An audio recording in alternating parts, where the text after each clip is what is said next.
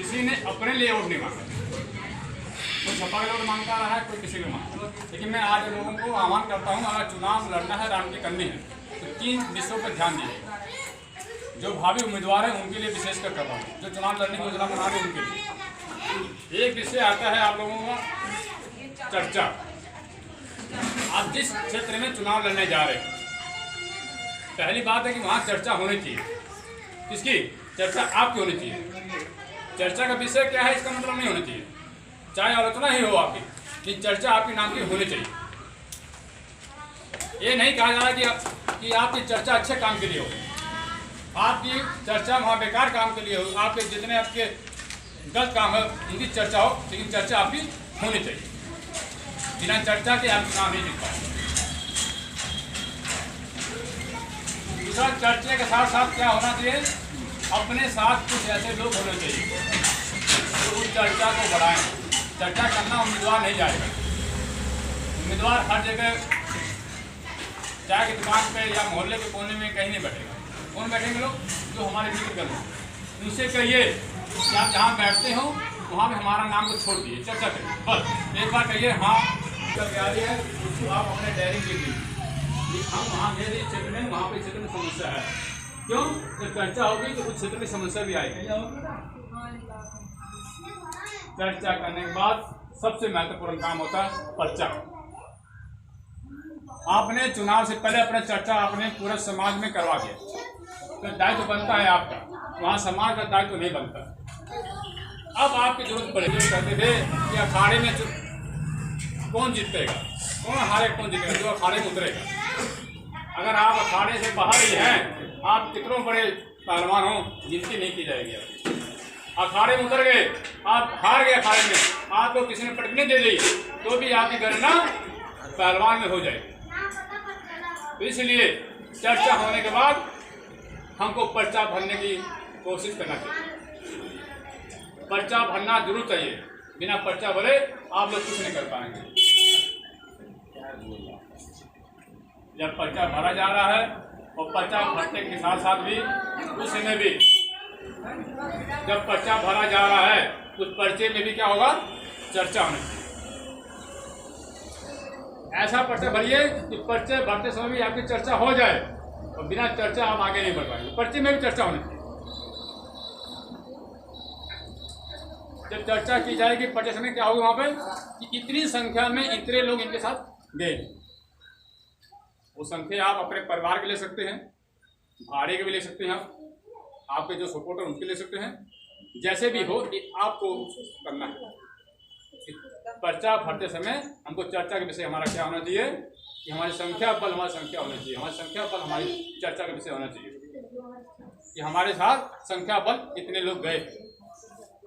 उसके बाद बहुत ही अहम बिंदु आता है खर्चा।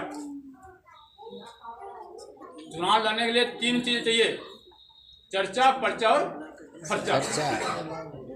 खर्चा सबसे बाद में आ रहा है, लेकिन उतना ही महत्वपूर्ण है जितना ऊपर के दोनों महत्वपूर्ण है। चर्चा आपकी हो सकती है, चुनाव जिता सकता है वो चर्चा। पर्चा आपको चुनाव लड़ने के लिए काबिलियत पैदा कर सकता है, लेकिन खर्चा आपको चुनाव को खड़ा करता है। आप खर्चा करिए, ये खर्चा कैसे करेंगे?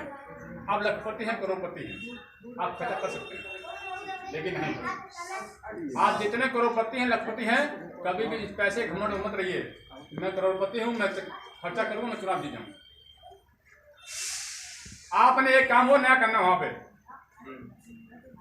चर्चा, पर्चा, खर्चा में एक नया काम करना है। आपने भीख मांगना है। प्रजापति ने कभी किसी का आगे हाथ नहीं फैलाया, आते जिंदगी में हमको कोई दिखाई नहीं देता। बीमार होगा, मर जाएगा, लेकिन हाथ नहीं फैलाया।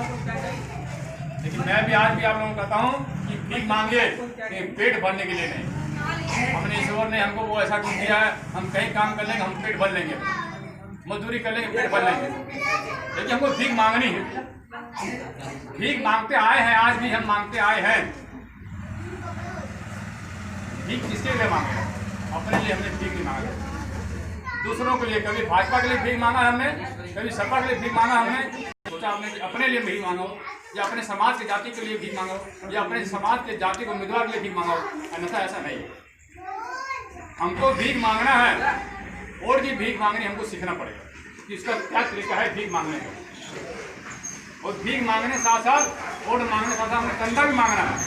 हम कितना करोड़पति हैं, कितने लोगपति हैं, वो हमारा पैसा कोई चुनाव में काम नहीं आएगा, खर्च हो जाएगा। ये चुनाव पैसा हमारा जो काम आएगा, अगर किसी ने हमने चंदा मांगा, किसी ने हमको 100 रुपये चंदा दे दिया, तो समझ लीजिए उस व्यक्ति का 100 रुपये दिया है, तो साथ में आपको एक वोट भी देगा, इसमें कोई दो राय नहीं। अगर कोई भी कार्यकर्ता, कोई भी सपोर्टर अगर आपको 5000 वोट देता है, समझिए वो अपने परिवार को वोट दे रहा है आपको। वोट की गणना ऐसे की जाती है कि चुनाव लड़ने का एक समीक्षक जो कहते हैं, समीक्षा की जाती है कि चुनाव लड़ेंगे, ऐसे की जाती है। जितना धन आपको कोई आपका सपोर्टर दे रहा है, समर्थक दे रहा है, समझिए कि उतना ही आपको वोट के लिए उतना गारंटी आपको ले रहा है। मैं इतनी वोट की गारंटी लेता हूँ। इसलिए आप ध्यान रखिएगा, 3 विषयों पर ध्यान दीजिएगा जो मैंने कहा आपको, चर्चा, पर्चा और खर्चा। और खर्चे में एक विषय आ गया है भीख मांगना, चंदा। बिना इसके आप चुनाव नहीं लड़ सकते। मैं चुनाव लड़ रहा हूँ लोकसभा, उनको मालूम है पूंजी लगाने के बावजूद भी अपना कुछ नहीं मिला, लेकिन हमको उस समाज, अपने समाज का वोट मिला। क्यों? मैं अन्य समाज में नहीं गया था, मैंने वोट लोकसभा चुनाव लड़ रहा हूँ, मैं देखा था कि अपने समाज को कितने एक से थे। बड़ी खुशी मिलती है कि समाज वास्तव में हमारा, समाज की बात कर रहा हूँ, जो समाज नेतागिरी नहीं करता, हम जैसे लोगों को छोड़, जो समाज के आम जनता जो नेतागिरी नहीं करती है, उनके अंदर इतनी भावना थी, कम से कम हमारा एक उम्मीदवार तो चुनाव लड़ रहा है, हमारी जाति का कोई तो चुनाव लड़ रहा है, लेकिन मेरे घर में प्रतिदिन सुबह सुबह सपा के काम करने वाले प्रजापति, भाजपा में काम करने वाले प्रजापति लोग भी मेरे घर आते थे, कहते चुनाव में लड़िए, आप बैठिए। किसी ने